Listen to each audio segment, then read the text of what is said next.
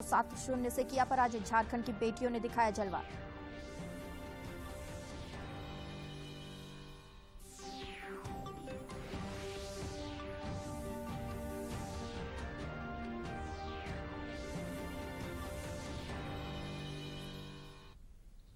नमस्कार, खबरें झारखंड में आपका स्वागत है। मैं हूं मंजूषा भारद्वाज और अब समाचारों में आगे बढ़ने से पहले यह संदेश। दर्शकों से अपील है कि कोविड से सुरक्षित रहने के लिए कृपया इन 4 सरल उपायों का पालन अवश्य करें। पूर्ण टीकाकरण कराएं, मास्क पहनें, 2 गज की सुरक्षित दूरी बनाए रखें, हाथ और चेहरा साफ रखें।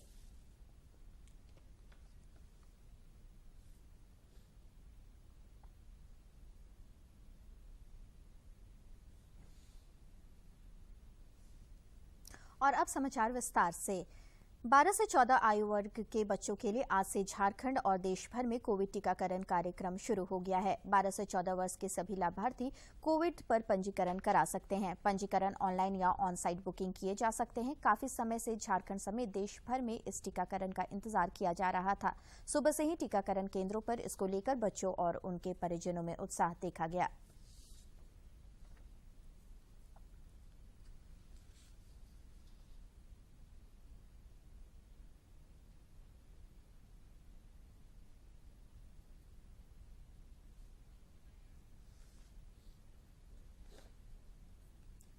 इसके साथ ही 60 वर्ष और उससे अधिक आयु वर्ग के बुजुर्गों के लिए भी एहतियाती डोज दिए जा रहे हैं। केंद्रीय स्वास्थ्य सचिव राजेश भूषण ने कहा कि अब 60 या इससे अधिक वर्ष के लोगों को एहतियाती खुराक दी जा सकती है। इस खुराक की प्राथमिकता और अनुक्रमण दूसरी खुराक की तारीख से 9 महीने पूरे होने पर आधारित होगी।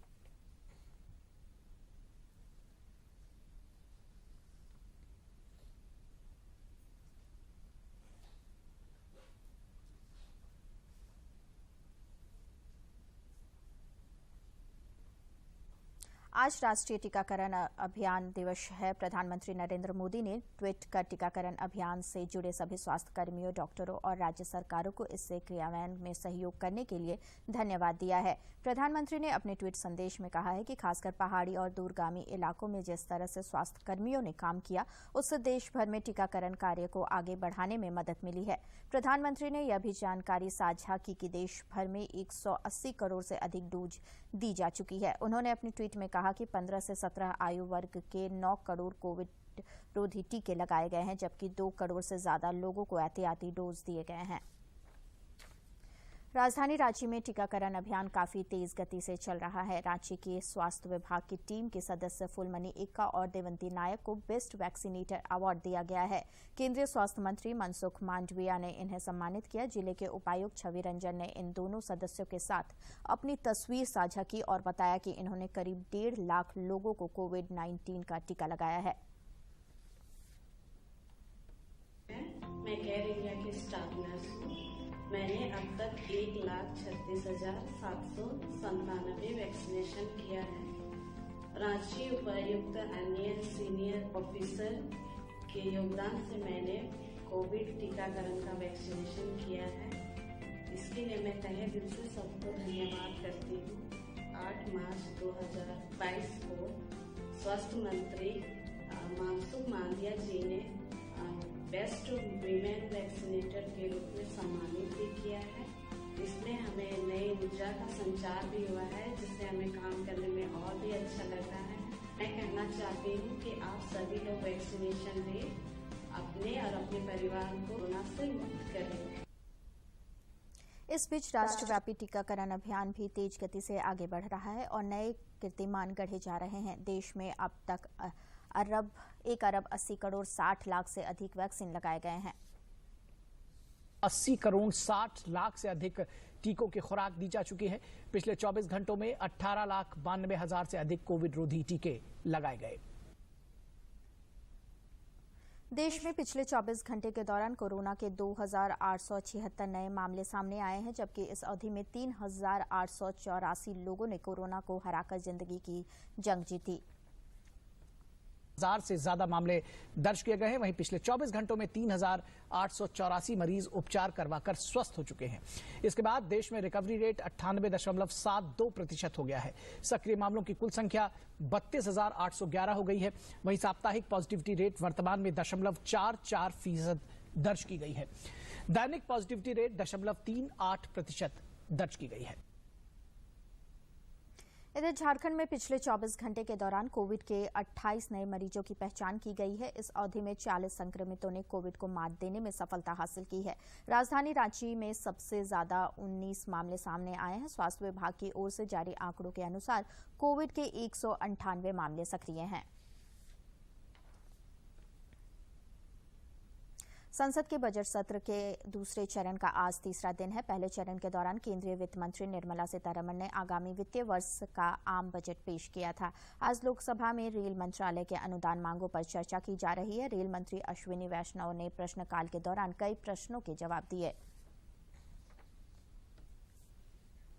मुख्यमंत्री हेमंत सोरेन और पेयजल एवं स्वच्छता मंत्री मिथिलेश कुमार ठाकुर के निर्देश के बाद राज्य स्तर पर पेयजल एवं स्वच्छता से संबंधित सभी प्रकार की जन शिकायतों के त्वरित निष्पादन के लिए राज्य स्तरीय कॉल सेंटर की शुरुआत की गई है। यह कॉल सेंटर सवेरे 8 बजे से लेकर रात 8 बजे तक संचालित किया जा रहा है। राजधानी रांची के डोरंडा में बने इस कॉल सेंटर में प्राप्त शिकायतों के लिए प्रत्येक 15 दिनों में विभागीय पदाधिकारी द्वारा और महीने में अंत में विभागीय सचिव द्वारा समीक्षा करने का आदेश मुख्यमंत्री द्वारा दिया गया है।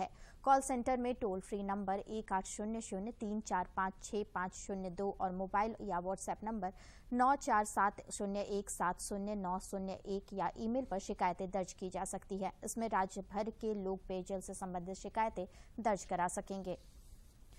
देश विरोधी गतिविधियों में संलिप्त रहने के आरोप में गिरिडीह जिले के इनामुल को एटीएस की टीम ने उत्तर प्रदेश के सहारनपुर से गिरफ्तार किया है।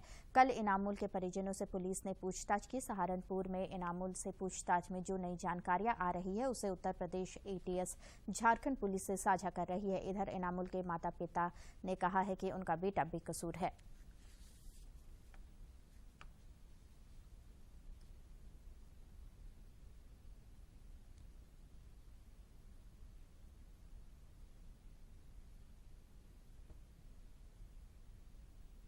गुमला जिले के बसिया प्रखंड मुख्यालय में बिरसा पुस्तकालय की स्थापना की गई है। लाइब्रेरी में स्कूल और कॉलेजों की किताबों के अलावा प्रतियोगी परीक्षाओं की सभी किताबों को इसमें रखा गया है।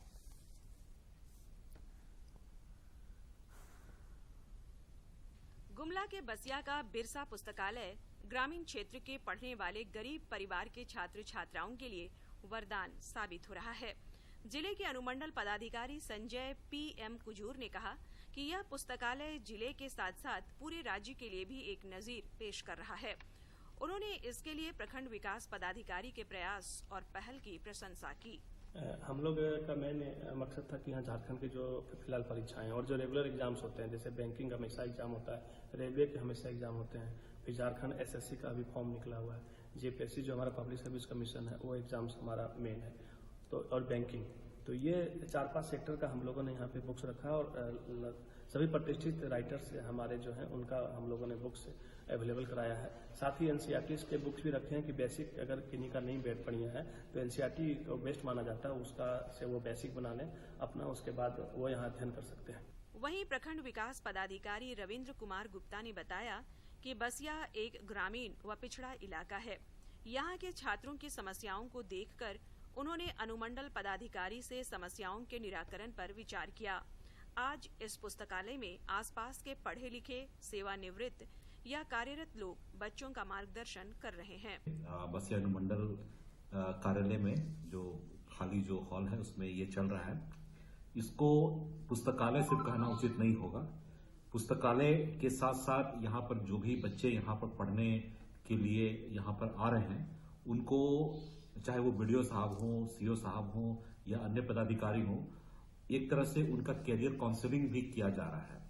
परीक्षा की तैयारी कर रहे छात्र छात्राएं भी इस पुस्तकालय के बनने से काफी खुश हैं। उनका कहना है कि उन्हें इस पुस्तकालय से अपने कैरियर को संवारने का अवसर मिला है। इस लाइब्रेरी से हमें बहुत ही अच्छी लाभ मिल रहा है। यहाँ हर संडे को एक एक्स्ट्रा क्लासेस हम बोल सकते हैं, हर प्रोफेसर, टीचर्स, सारे यहाँ पे वीडियो सर हुए, सारे यहाँ के मतलब शिक्षित जो लोग हैं यहाँ पे अच्छी शिक्षा हमें दे रहे हैं। प्रत्येक रविवार को इस पुस्तकालय में यहाँ के इच्छुक विद्यार्थियों के लिए कैरियर काउंसलिंग की भी व्यवस्था की गई है। साथ ही इन बच्चों की समय समय पर टेस्ट भी ली जाती है। उन्हें नई तकनीकी से भी अवगत कराया जाता है। छात्र के भविष्य को संवारने के लिए अधिकारियों द्वारा उठाया गया यह कदम काबिले तारीफ है। गुमला से बलदेव प्रसाद शर्मा की रिपोर्ट।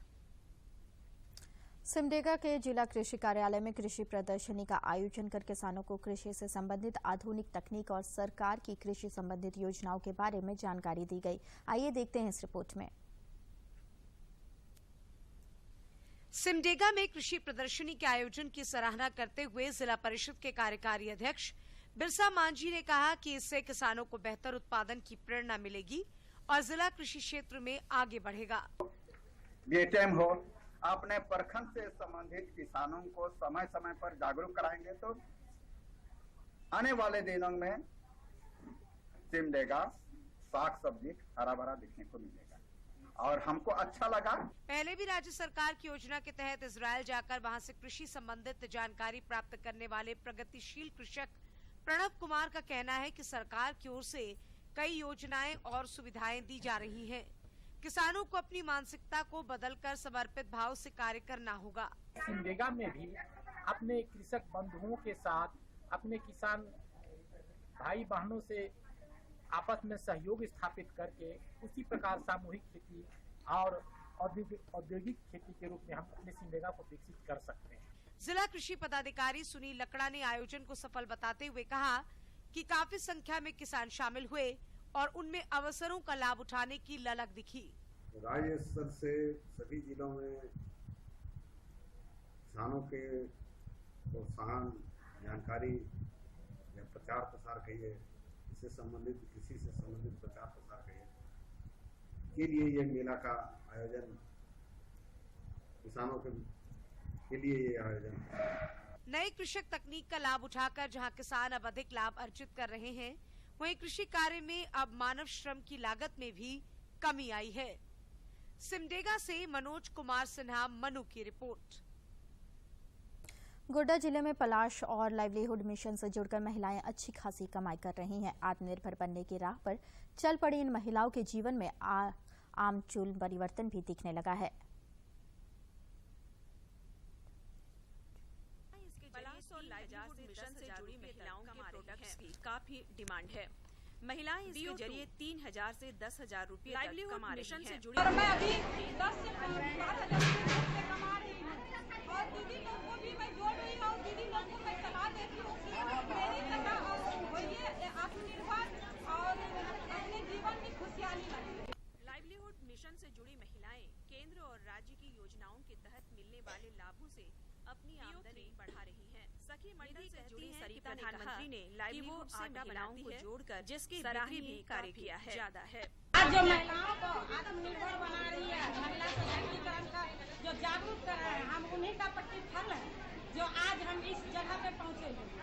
सखी मंडल से जुड़ी सरिता ने कहा कि वो आटा बनाती है। पलाश से जुड़कर गोड्डा की ठाकुर गंजी की महिलाओं ग्रामीण विकास योजना, जिसमें हम लोग जुड़ के सशक्तिकरण बन रहे हैं, आत्मनिर्भर बन रहे हैं। जैसे कि बैंक से लोन लेके अपना बिजनेस करते हैं, जैसे दुकान खुले हुए हैं। पलाश से जुड़कर गोड्डा के ठाकुर गंगती की महिलाओं के आय में फाइनल अमूल चूल परिवर्तन हुआ है। लाइवलीहुड मिशन से जुड़कर दुकान में मैं खड़ी हूँ। ये पलाश मार्ट दीदी लोग तैयार करती है और यहाँ मार्केट में सप्लाई भी करती है। हमारी ये ग्रामीण दीदियों के द्वारा जीविका सखी मंडल के द्वारा तैयार किया गया है। रिपोर्ट। पलाश और लाइवलीहुड मिशन से जुड़कर महिलाएं अब आत्मनिर्भर बनने की राह पर अग्रसर हो चुकी हैं, जिससे उनकी जिंदगी को एक नया आयाम भी मिल गया है। गोड्डा से रंजन कुमार की report. JRD Tata sports complex में South Asian football federation SAFF under 18 महिला फुटबॉल चैंपियनशिप की शुरुआत हुई। भारतीय टीम ने नेपाल पर 7-0 से धमाकेदार जीत दर्ज कर अपने अभियान की शुरुआत की। झारखंड की 3 बेटियां पूर्णिमा, सुनीता मुंडा और नीतू लिंडा ने मैच में गोल दागे।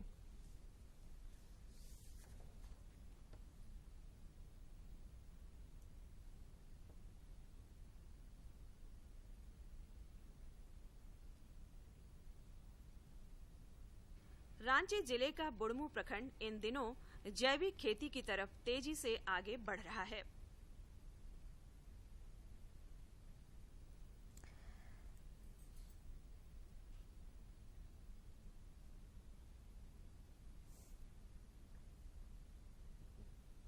जेआरडी टाटा स्पोर्ट्स कॉम्प्लेक्स में South Asian football federation under 18 महिला फुटबॉल चैंपियनशिप के पहले मैच में भारतीय टीम ने धमाकेदार जीत दर्ज की। इस मैच में झारखंड की 3 बेटियां पूर्णिमा, सुनीता मुंडा और नीतू लिंडा ने गोल दागे। इससे पहले मैच का उद्घाटन खेल मंत्री हफीजुल हसन ने किया। उन्होंने उम्मीद जताई कि खिलाड़ी अच्छा प्रदर्शन करेंगे।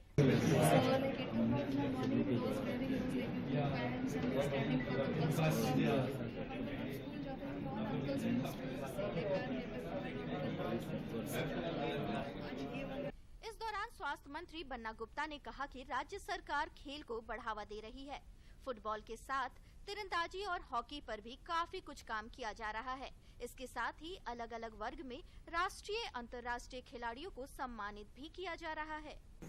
और माननीय मुख्यमंत्री जी के नेतृत्व में हम लोगों ने फोटो हो खेल योजना भी चालू की है। कैबिनेट में माननीय मंत्री जी के अनुशंसा पर बहुत सारे खिलाड़ियों को हम लोगों ने कैटेगरी वाइज जो वर्ल्ड क्लास के हैं, इंटरनेशनल हैं, नेशनल हैं, राज्य स्तरीय हैं, उनको प्रोत्साहन राशि भी दे रहे हैं। इस टूर्नामेंट में भारत का अगला मुकाबला 19 मार्च को बांग्लादेश से और 17 मार्च को नेपाल एवं बांग्लादेश के बीच खेला जाएगा।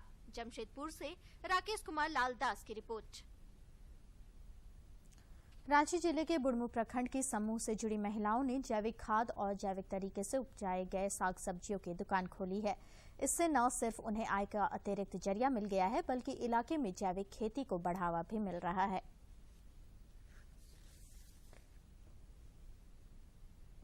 रांची जिले का बुढ़मू प्रखंड इन दिनों जैविक खेती की तरफ तेजी से आगे बढ़ रहा है।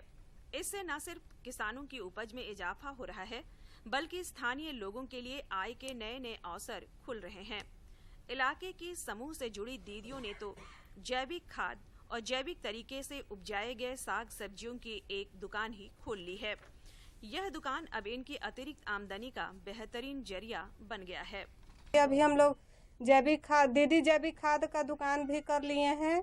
उसमें हम लोग खुद बना के खुद दवा यूज करते हैं, जबकि रासायनिक दवा किसान लोग यूज करते हैं, तरह तरह का बीमारी होता है। दीदियां बताती हैं कि यह दुकान शुरू करने के बाद उनकी 2-4 पैसे अतिरिक्त आय होने लगी है। गांव के कई किसान भी इससे लाभान्वित हो रहे हैं। जैसे अपना बिजनेस हो गया है, इसमें 2-4 पैसे आते जाते रहता है, तो हम लोग किसी के आगे हम लोग को कभी किसी तरह का आश्रित नहीं रहते हैं। दरअसल Jharkhand state livelihood promotion society इस तरह के नए नए विकल्प तैयार करने में हमेशा जुटी रहती है, जिससे ग्रामीण महिलाओं की क्षमता संवर्धन हो सके। और ये जो पेंडेमिक का समय चल रहा है, इसमें काफ़ी हम लोग को एक मतलब प्रेरणा मिली है कि ये जो कीटनाशक है इनको कहीं ना कहीं बंद करने की आवश्यकता है। हम लोग को जैविक की तरफ जुड़ाव करना है और जैविक के द्वारा हम लोग मतलब उससे जुड़ करके आने वाले समय में आने वाली अपनी पीढ़ी को स्वस्थ रख सकते हैं। समूह से जुड़कर आज ग्रामीण महिलाएं सम्मान के साथ साथ अपना आर्थिक सशक्तिकरण कर रही हैं।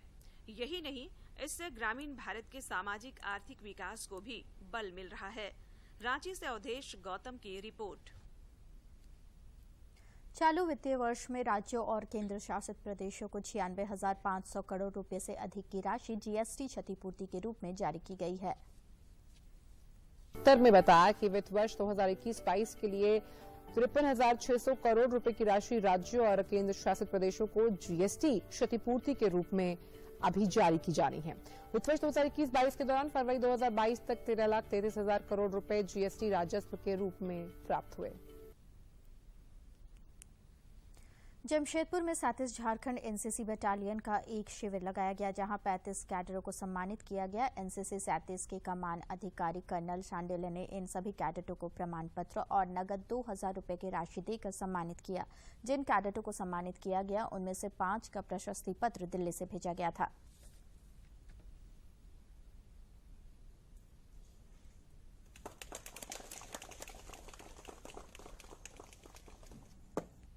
नाम काफ़ी अच्छा है और हमारी बटालियन तमाम रांची ग्रुप की बटालियन में से सबसे आगे नंबर पे है।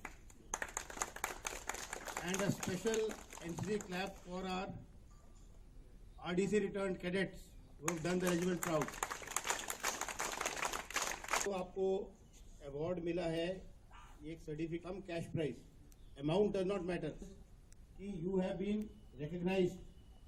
You are all role models for other cadets because you have been felicitated where?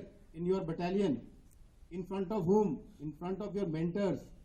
जितने आपके ANOs हैं and CTOs हैं, they are your mentors. Your PI staff and the directing staff, like we are also part of the process. मुझे बहुत खुशी हो रही है कि मैं आप में से काफ़ी लोगों को मिला हूँ. During our various interaction for various selection for the RDC camp, we have interacted on a number of times. Garhwa जिले के सनह गांव का सरकारी स्कूल इन दिनों प्रेरणा का स्रोत बना हुआ है। यह स्कूल न केवल अपने सीमित संस्थानों के बावजूद बल्कि शिक्षकों के अथक परिश्रम से छात्रों को गुणवत्तापूर्ण शिक्षा देने में सफल हो रहा है। स्वच्छता के क्षेत्र में भी इस विद्यालय को पुरस्कृत किया जा चुका है।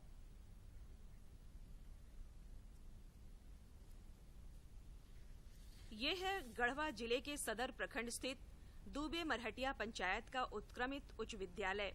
परिसर में हरे भरे पेड़ पौधे, जहां विद्यालय की खूबसूरती दर्शाने के साथ साथ शिक्षकों की मेहनत को बताता है।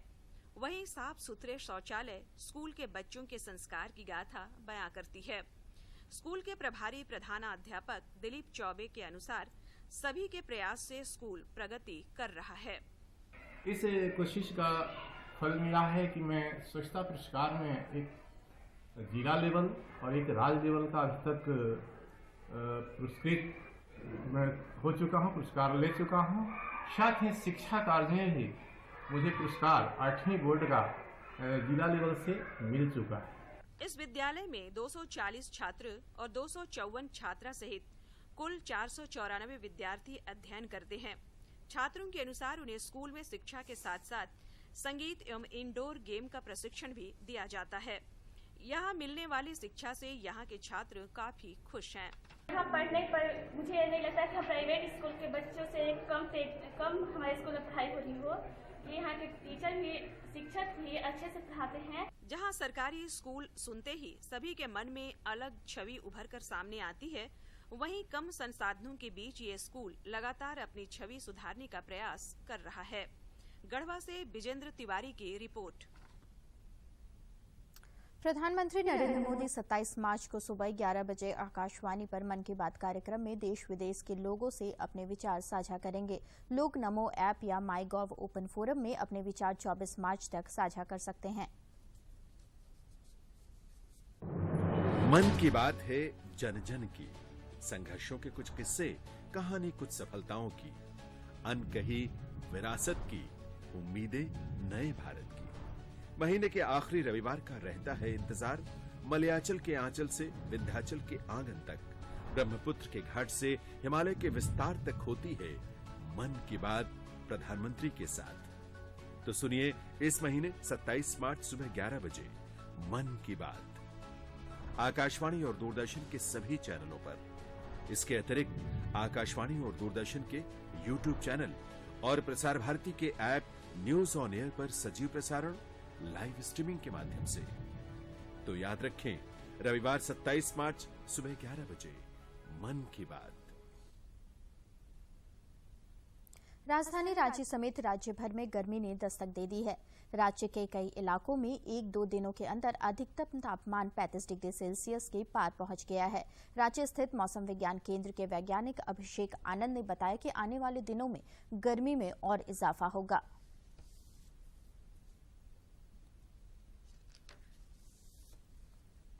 कोरोना का खतरा अभी टला नहीं है। दूरदर्शन झारखंड आप सबों से अपील करता है कि आप खुद भी मास्क पहनें तथा दूसरों को भी मास्क पहनने के लिए प्रेरित करें और सामाजिक दूरी के दिशा निर्देशों का पालन करें। मास्क के उपायों को लेकर सभी से सहयोग से मास्क अप इंडिया अभियान की शुरुआत की गई है, जो डीडी न्यूज और उससे जुड़े सोशल मीडिया पर जारी रहेगा। कोरोना को हराना है, मास्क जरूर लगाना है। महामारी के खिलाफ मानवता की जंग जारी है। ऐसे में सबसे जरूरी है सावधानी और बचाव। फेस मास्क कोरोना से रोकथाम का सबसे प्रभावी उपाय साबित हुआ है। विश्व स्वास्थ्य संगठन और विशेषज्ञों की शोध का भी यही निष्कर्ष है। कि मास्क से मुंह और नाक को अच्छी तरह ढककर कोरोना संक्रमण को कम किया जा सकता है। कोरोना संक्रमण से बचाव के लिए मास्क पहनने के साथ ही जरूरी है मास्क को सही तरीके से पहनना। बहुत से लोग मास्क से नाक और मुंह को सही तरीके से नहीं ढकते हैं, जिससे संक्रमण का खतरा बना रहता है। बिना मास्क या फेस कवर के घर से बाहर निकलने की अभी कल्पना करना भी सही नहीं है। जुड़िए डीडी न्यूज। दूरदर्शन झारखंड पर पल पल की खबरों से जुड़े रहने के लिए आप हमारे social media platform Twitter, Facebook और यूट्यूब से जुड़ सकते हैं, क्योंकि खबरों से जितना बाखबर रहना जरूरी है, उससे ज्यादा जरूरी है सटीक, संतुलित और निष्पक्ष समाचार। हमारा ट्विटर हैंडल है DD न्यूज झारखंड और फेसबुक पेज है RNUDDK। आप हमें YouTube channel Jharkhand DD news पर भी देख और सुन सकते हैं।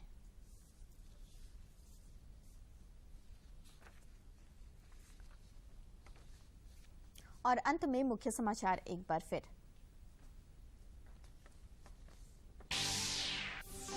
झारखंड समेत देश भर में 12 से 14 वर्ष के आयु वर्ग के बच्चों के लिए शुरू हुआ कोविड रोधी टीका अभियान। 60 वर्ष से अधिक आयु वर्ग के लोग भी लगा रहे एहतियाती डोज।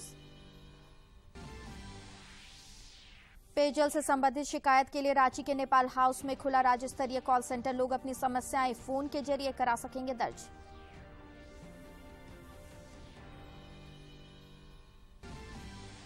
गिरिडीह के इनामुल हक को ATS ने सहारनपुर से किया गिरफ्तार। लश्कर-ए-तैयबा के साथ संबंधों का आरोप।